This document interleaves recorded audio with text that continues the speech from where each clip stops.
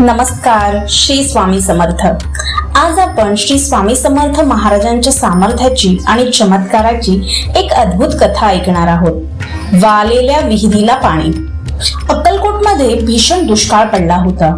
सर्व विहिरी आणि नद्या आटल्या होत्या. लोक पाण्यासाठी खूप त्रस्त होते. तेव्हा गावकरी स्वामींकडे मदतीसाठी गेले.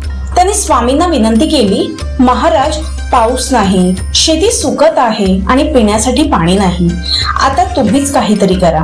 स्वामींनी शांतपणे त्यांच्याकडे पाहिले आणि म्हणाले, अहो, का घाबरता? वाड्यातली विहीर अजून आहे ना. एका व्यक्तीने उत्तर दिले, महाराज, ती विहीर तर कित्येक वर्षापासून कोरडी आहे. स्वामींनी त्या वालेल्या विहिरीकडे पाहिले आणि हसून म्हणाले, ती कोरडी कशी असेल? ती तर पाण्याने भरली आहे.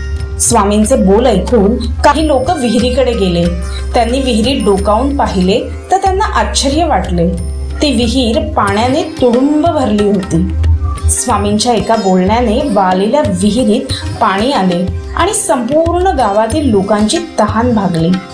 यातून आपण एकच बोध घेऊ शकतो, घाबरून न जाता शांत आणि सकारात्मक राहिल्यास स्वामींच्या कृपेने प्रत्येक संकटावर मार्ग सापडतो. श्री स्वामी समर्थ.